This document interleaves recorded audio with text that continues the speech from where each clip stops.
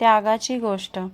एका लहानशा गावात शारदा नावाची एक गरीब विधवा आपल्या छोट्या मुलासह राहत होती.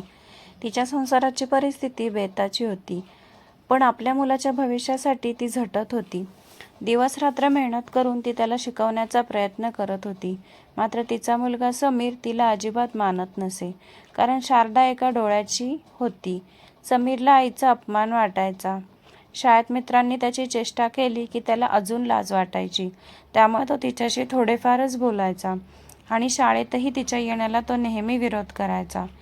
एकदा शाळेत एका विशेष कार्यक्रमासाठी पालकांना बोलावण्यात आले. शारदाला आपल्या मुलाला पाहायचे होते, म्हणून ती शाळेत गेली. मात्र समीरने तिला पाहताच त्याचे डोळे संतापाने लाल झाले. तो तिथून पळून गेला. घरी परतल्यावर त्याने आईला उद्देशून फडफड बोलायला सुरुवात केली. कशाला आली होतीस शाळेत? आता माझे मित्र मला चिडवणार. मी उद्या कसा शाळेत जाऊ? तुला एक डोळा का नाही? मला तू अजिबात आवडत नाहीस. शारदा शांत राहिली.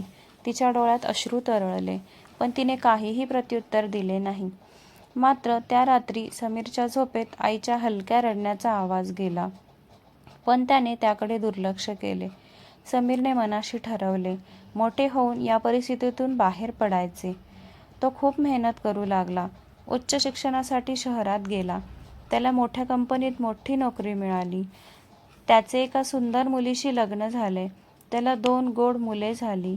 आता त्याचे आयुष्य सुखात होते, कारण त्याच्या मते त्याच्या आयुष्यातील सर्वात मोठा डाग त्याची एका डोळ्याची आई त्याच्यापासून दूर होती. एके दिवशी त्याच्या घराचे दार वाजले. दार उघडल्यावर त्याने पाहिले, समोर त्याची आई उभी होती.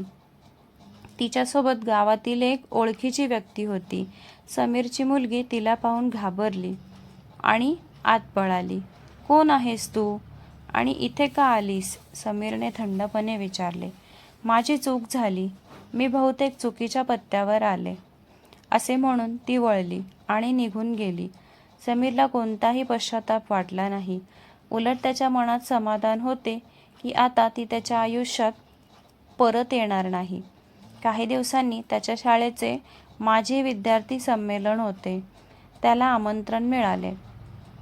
आधी तो जायला इच्छुक नव्हता, पण शेवटी तो गेला. कार्यक्रम आटोपल्यानंतर त्याच्या पायांनी नकळत गावातील त्याच्या जुन्या घराचा मार्ग धरला. घराला कुलूप होते. शेजारी राहणाऱ्या एका आजींनी त्याला पाहिले आणि त्याला एक पत्र दिले. तो ते पत्र वाचू लागला. प्रिय समीर, मी खूप आयुष्य जगले. तुला पुन्हा भेटायची माझी खूप इच्छा होती, पण माहीत होते की तू मला स्वीकारणार नाहीस. मला एक डोळा का नव्हता हे तुला माहिती नव्हते. तू लहान असताना एक अपघात झाला आणि त्यात तू एक डोळा गमावला होतास. मी माझा एक डोळा तुला दिला, कारण मला माझ्या मुलाला संपूर्ण आयुष्य जगताना पाहायचे होते. तुझ्यावर मी खूप प्रेम केले आणि नेहमी तुझ्या मागे उभी राहिले. तू जे काही म्हणाला ते मनाला लावून घेतले नाही. मला फक्त हे सांगायचे होते की मला तुझा खूप अभिमान वाटतो. कुठेही असशील, सुखी राहा. पत्र वाचून समीर ढसाढसा रडू लागला. त्याला प्रचंड पश्चाताप झाला. आईसाठी तो मोठ्याने हाका मारू लागला, पण आता उशीर झाला होता.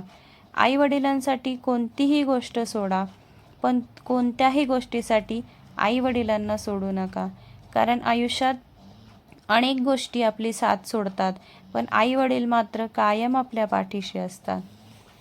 कथा आवडली असल्यास चॅनलला लाईक, शेअर आणि सबस्क्राईब करायला विसरू नका. लवकरच भेटूयात एका नवीन कथेसह. श्री स्वामी समर्थ.